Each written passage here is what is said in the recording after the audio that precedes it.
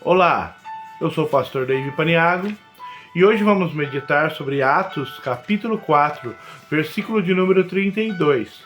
O versículo nos diz assim: E era o coração e a alma da multidão dos que criam, e ninguém dizia que coisa alguma do que possuía era sua própria, mas todas as coisas lhe eram comuns. Mais uma vez, e era o coração e a alma da multidão dos que criam. E ninguém dizia que coisa alguma do que possuía era sua própria, mas todas as coisas lhe eram comuns. Primeira parte do versículo. E era o coração e a alma dos que criam.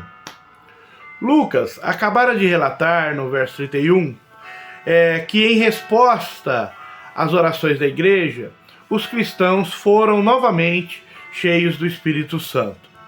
O resultado imediato foi que com intrepidez anunciavam a palavra de Deus.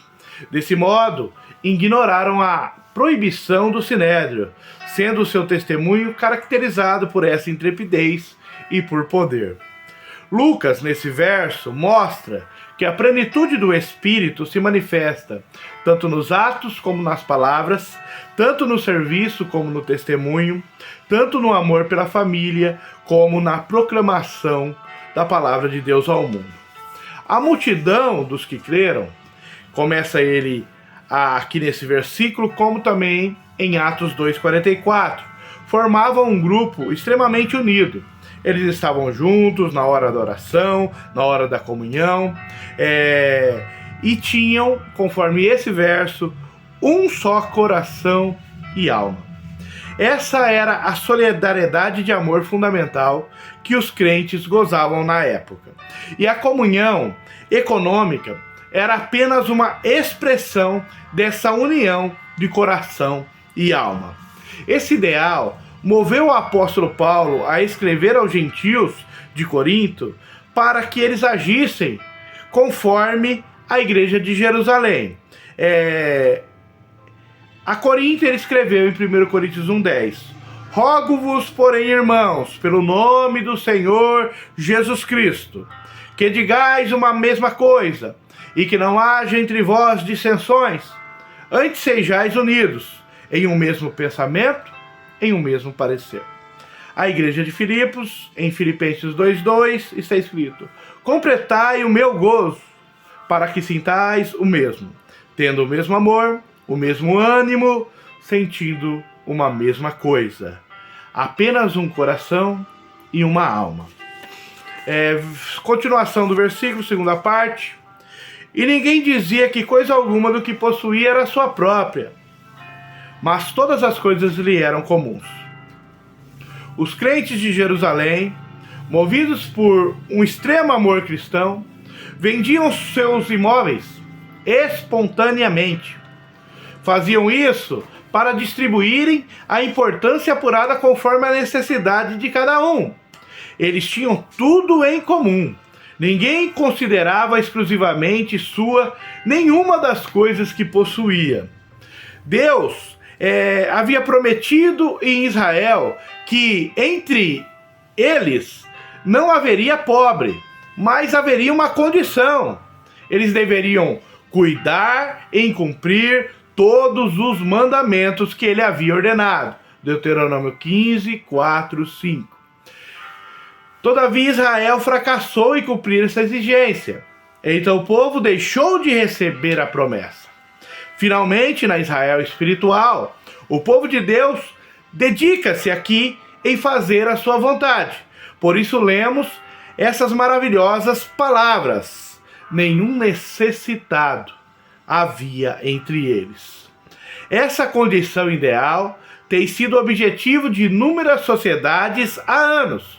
Onde existe pobreza, o mundo invariavelmente diz: precisamos de melhores programas de governo. Lucas sugeriria: precisamos ter mais o Espírito de Cristo. Agora eu chamo a atenção para a afirmação posterior que Pedro faz a Ananias, que a propriedade dele lhe pertencia. Isso significa que não podemos atribuir a essas palavras o sentido de que os crentes tivessem renunciado à propriedade privada. Ou seja, não podemos dizer que a igreja de Jerusalém, por ser cheia do Espírito, apresenta um modelo obrigatório, um tipo de comunismo cristão, o qual Deus deseja que todas as comunidades que se dizem cheias do Espírito Santo copiem. Adolf Paul diz que aqui não se ensaia um modelo social e nem se definia um novo conceito de propriedade. Já William Barclay, ele escreve sobre esse ponto. A sociedade chega a ser verdadeiramente cristã não quando a lei nos obriga a repartir, mas quando o coração nos move a fazê-lo. Então, havia voluntariedade dessas pessoas aqui. Talvez a frase mais importante seja que ninguém considerava suas propriedades.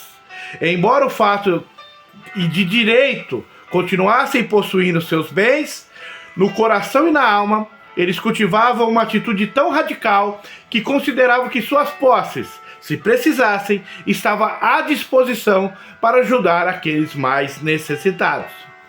Tendo retratado a solidariedade de amor que tinha a igreja de Jerusalém, Lucas fornece ao leitor posteriormente dois exemplos contrastantes.